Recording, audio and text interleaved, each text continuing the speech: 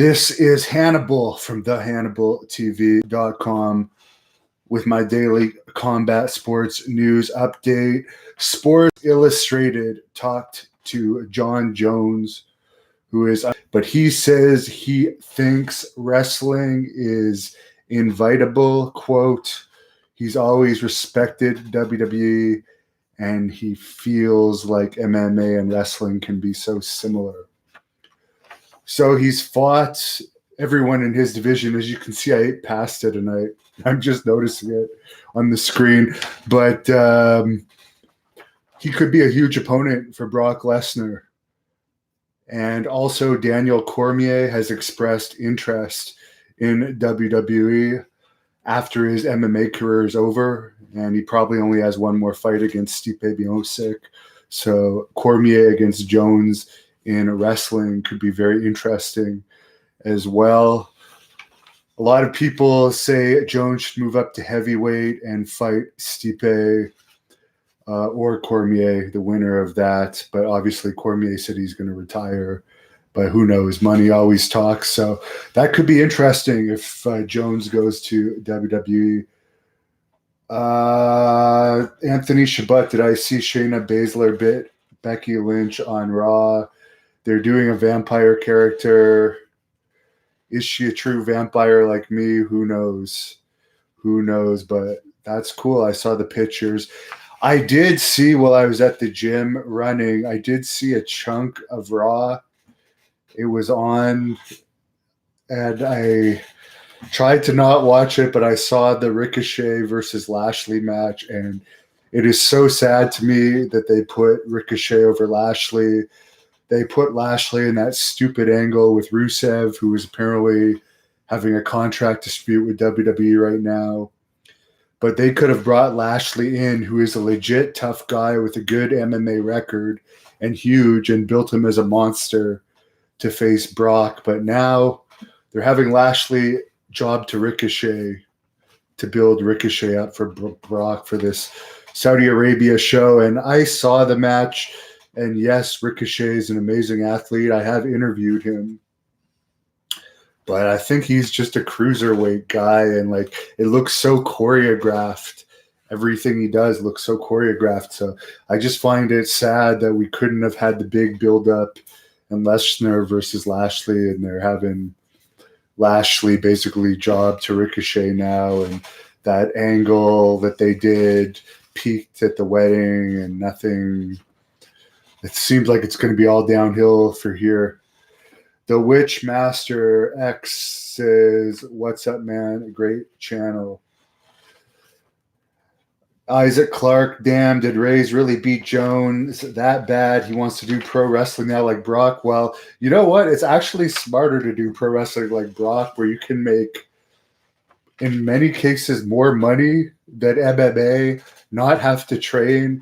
Yes, you do the fights, but you also have to spar and train hard every day. So wrestling's a lot easier and pays more.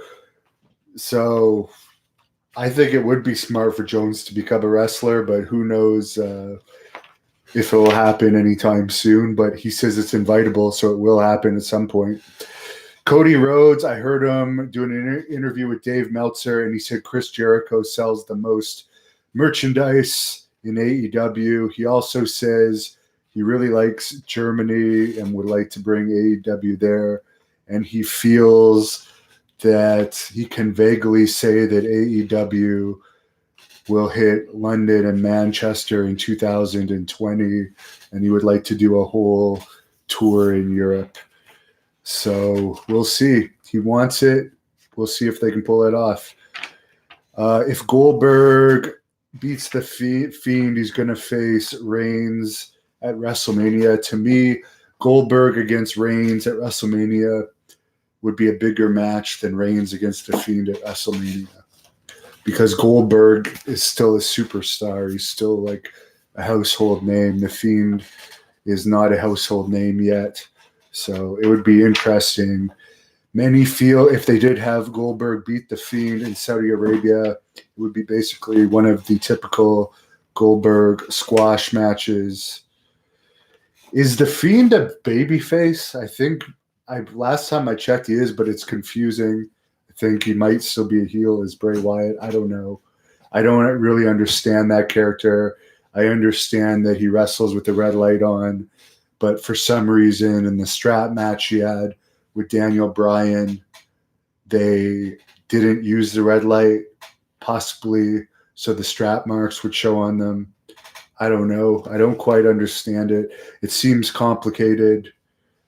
He did have a custom belt made, I believe, that looked cool. But I'm still against wrestlers being able to change belts for themselves, and I know that's a creative idea.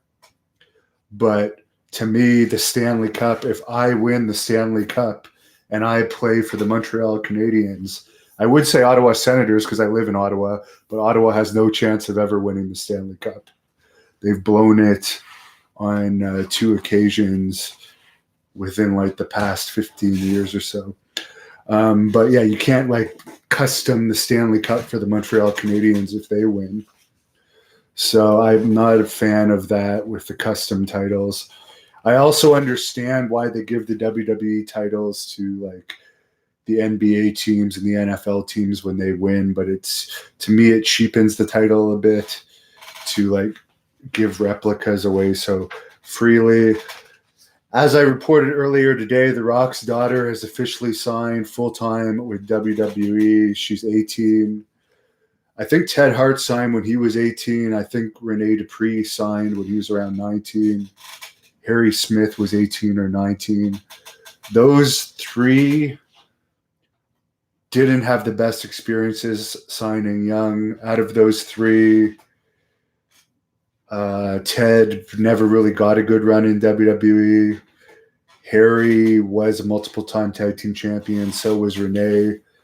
But could they have had good singles runs? Renee did feud with John Cena. They were examples of or multi-generation stars that were signed very young. Of course, Harry Smith, by the way, is the HANNIBAL TV heavyweight champion, and he announced today that he has joined All Japan Pro Wrestling. If you want to know why he left New Japan, search it up.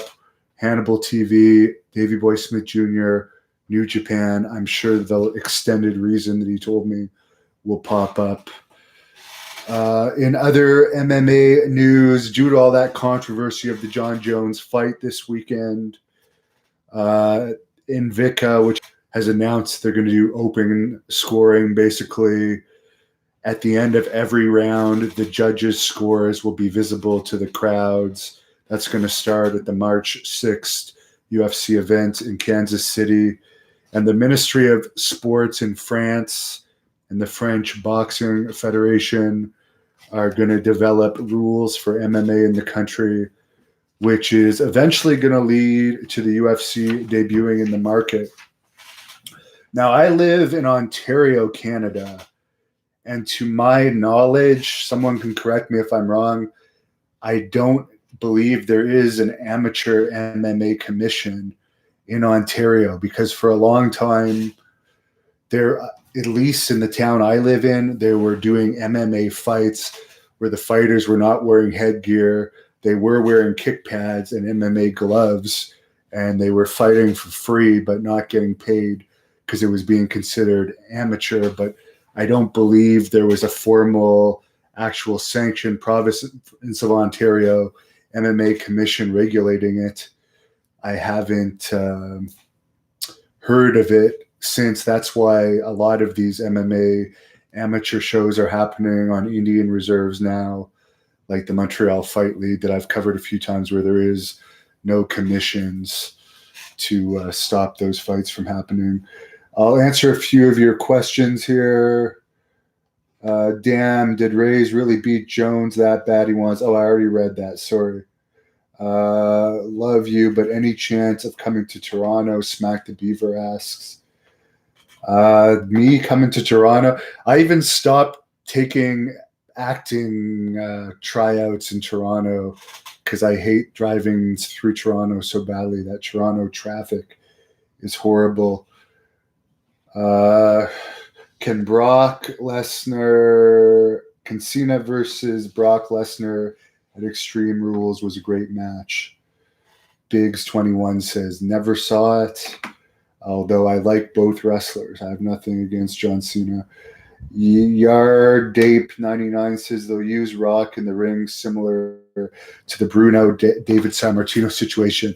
And yes, I will say this. Some people have said, like, oh, The Rock's daughter's going to be like a Tamina Snuka, or they've mentioned like a Ted DiBiase Jr., but this is The Rock, the biggest movie star, one of possibly the biggest movie star in the world. Do you think they're going to use his daughter as a low-level wrestler? She could do anything she wants as The Rock's daughter. If she was in a situation where she was not being used well, I'm sure she would just leave the WWE for one thing, but they will want to make The Rock happy, and obviously they'll either want to eventually do a match where The Rock teams with her or The Rock manages her to help get her over, which I'm sure he'd want to give her the rub too. It might not happen right away, but I don't believe that they're going to use her poorly at all. By the way, I listened to some of Eric Bischoff's podcast that just dropped today, and he said that there is only one man that really runs the creative in WWE. He didn't name Vince, but he was alluding to that. He said you could say Paul Heyman and Bruce Pritchard are in charge of the creatives on Raw, of SmackDown, but there is only one person in charge of creative. So we'll see how thin the XFL stretches McMahon, if he will be less involved with creative as this XFL season is going on. We'll see if that's a good or a bad thing. Cheatin9 says, was there a UFC in Toronto? Yes, I was saying an amateur MMA commission. I do believe there is a professional MMA commission in Ontario, yes. Just not amateur. And by amateur, I mean that it doesn't count on your pro record. AJRX, I did answer your question from yesterday in my update earlier today. Thanks for tipping me $2 again. Did I see the WWE 2K promo? Becky is the face of WWE. You asked me yesterday if Becky's match was before or after Royal Rumble.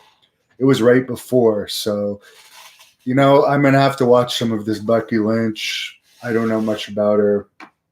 I will watch that promo. So have a good night, everyone. Thanks for your questions.